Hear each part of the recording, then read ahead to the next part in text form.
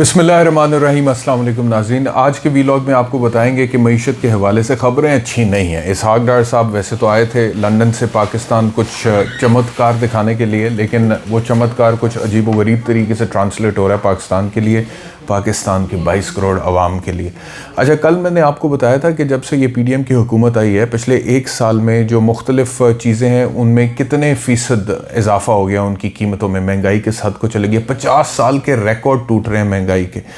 आज की जो खबर है वो ये है कि स्टेट बैंक ने शरह सूद 3% बढ़ाकर 20% कर दी है और अक्टूबर 1996 के बाद ये शरह सूद में बुलंद तरीन सतह है, ये उसकी बुलंद तरीन सतह सबसे ज़्यादा अक्टूबर 1996 के बाद अब ये शरह सूद है, यानी कि रिकॉर्ड टूटा है। आप देख लें तकरीबन कोई 26 साल का रिकॉर्ड टूटा है। बहुत सारे रिकॉर्ड्स कायम कर रही है ना PDM की हुकूमत, चाहे वो इन्फ्लेशन रेट के हवाले से है, चाहे वो शरह सूद के हवाले से है, कुछ और दीगर मामलात के हवाले से, इंसानी हकूक़ की पामाली के हवाले से है, सहाफ़ियों को ज़दोकोप करने के हवाले से है, अरशद शरीफ का वाक़या आपके सामने, बहुत सारे रिकॉर्ड्स इन्होंने कायम किए। और मैं आपको ये बता रहा हूँ कि तारीख़ कुछ भूलती नहीं है, मौरख़ कुछ भूलता नहीं है, वो उसको रिकॉर्ड करता है, आने वाली नस्लों तक उसको कम्युनिकेट करता है और उसको फिर याद रखा जाता है। लेकिन अभी शायद PDM की हुकूमत को 13 जमातों की बातें समझ नहीं आ रही हैं। इस वक्त सिर्फ उनको लग रहा है कि इक़्तिदार है तो है, ये इसी तरह चलता रहेगा। कोशिश ये है कि इसको तवालद बख्शी जाए,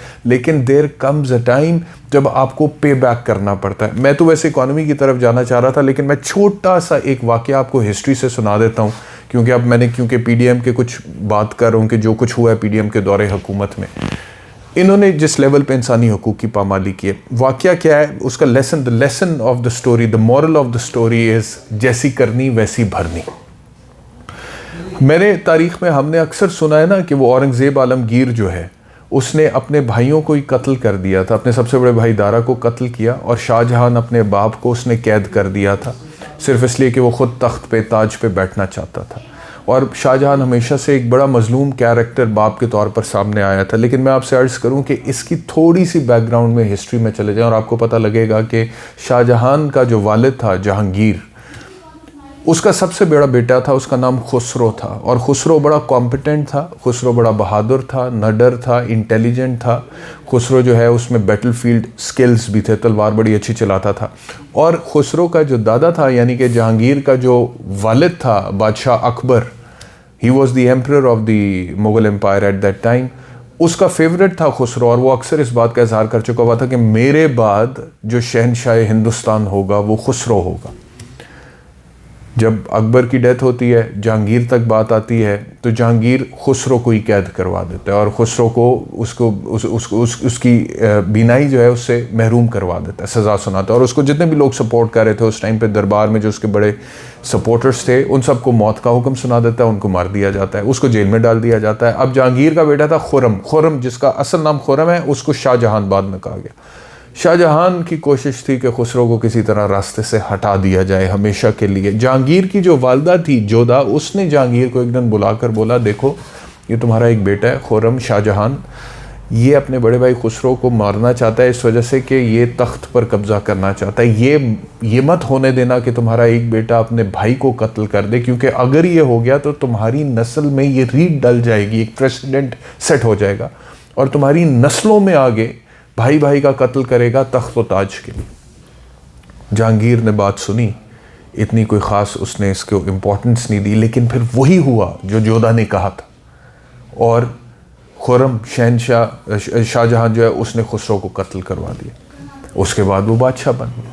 अब जब वो बादशाह बन गया, उसके बाद उसके बेटे हुए, उसके बाद अपने बेटों में उसका जो सबसे बड़ा बेटा था उसका नाम दारा था, वो उसको सबसे ज़्यादा पसंद था। उसने कहा कि ये हिंदुस्तान का अगला बादशाह होगा। लेकिन छोटा जो था औरंगज़ेब, वो कहता था कि मैं हूँगा। और फिर औरंगज़ेब ने जंग करके अपने सारे भाइयों को कत्ल किया, सबसे बड़े भाई दारा को कत्ल किया, बाप को कैद किया। और दारा जो सबसे बड़ा भाई था उसका सर तन से जुदा करने के बाद अपने पास मंगवाया। तारीख़ ये बताती है उसको म्यूटिलेट किया, 3 बार उसके ऊपर तलवार मारी और कहा कि मेरे बाप को ये सर पेश करो, ख़ास तौर पे तब जबकि वो रात के खाने के लिए उसके सामने सामान सजाया जाए।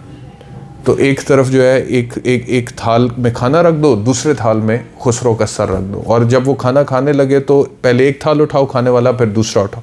तो वो लोग गए वहाँ पे, वो जो मुलाजमीन थे उन्होंने कहा बादशाह सलामत आपके लिए खाना आपके बेटे औरंगज़ेब ने भिजवाया है। उसने कहा कि अच्छा मेरा बेटा अभी तक मुझे याद करता है। जब वो खोला तो एक में खाना, दूसरा खोला तो उसमें उसके सबसे बड़े बेटे दारा का सर था।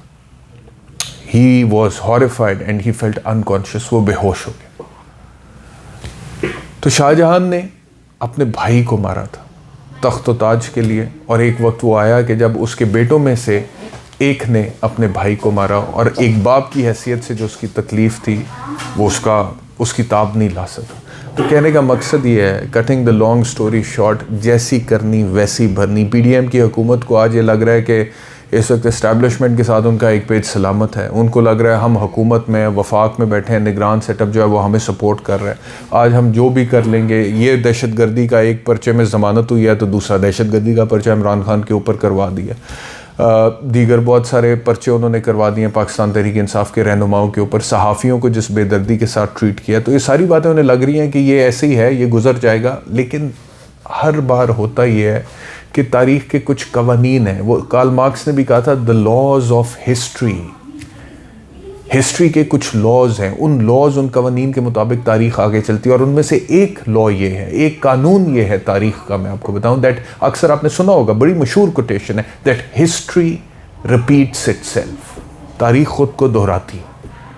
तो आज अगर पीडीएम की हुकूमत ये कुछ कर रही है, उन्हें सोच लेना चाहिए कि ये कुछ दोबारा उनको भी फेस करना पड़ सकता है। अल्लाह ना करे करना पड़े, अल्लाह ना करे इस तरह। क्या वो लोग जो पीडीएम के को सपोर्ट करते हैं, वो सहाफ़ी भी और वो बाकी जितने भी सपोर्टर्स हैं उनके, मैं नहीं कहता अल्लाह ना करे उनको ये देखना पड़े, लेकिन कम अज़ कम आप आज इस चीज़ का ख्याल करें और मुल्क को मज़ीद ये जो केओस है इसमें धकेलने की बजाय थोड़ा सा बैक गियर लगाएं और चीज़ों को जो है वो नॉर्मल करें। बहरहाल coming back to the economy, मैं आपसे अर्ज़ करूं कि शरह सूद 20% पे चली गई है।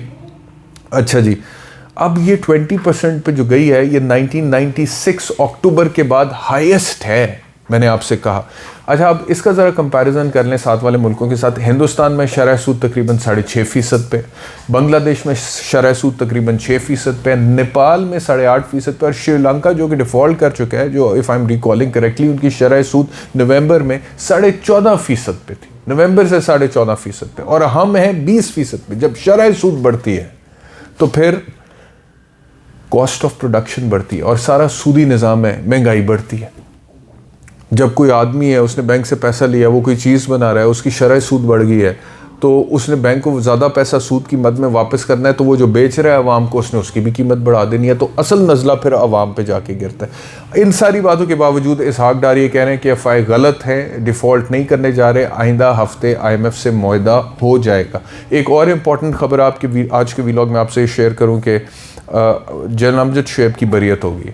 ये भी एक अजीब बात है कि देखें, ये भी नहीं होता, नॉर्मली नहीं होता कि अभी पर्चा हुआ, बंदे को अरेस्ट किया, उसका 2-3 दिन का रिमांड हुआ, उसके बाद जब रिमांड होता है ना, तो उसके बाद फिर जुडिशल रिमांड पे उसको भेज देते हैं, और अगर बड़ी कोई आउटस्टैंडिंग एक्स्ट्रॉर्डनरी किस्म की रिलीफ उसको मिल जाए तो वो बेल होती है, उस टाइम पे बेल में। लेकिन यहाँ पर बरियतें हो रही हैं। वो क्यों हो रही हैं? वो इस वजह से हो रही है कि अदालतें कह रही हैं कि यार ये क्या पर्चे बना रहे हैं, ये मतलब कि इतने फजूल पर्चे हैं जिनका ना सिर है, ना पैर है, ना कोई बुनियाद है, ना कोई मेरिट है इसके अंदर, कि इसमें हम बंदे को अंदर जेल में क्या भेजें, वो बरी कर देते हैं, अदालतें बरी कर देती हैं।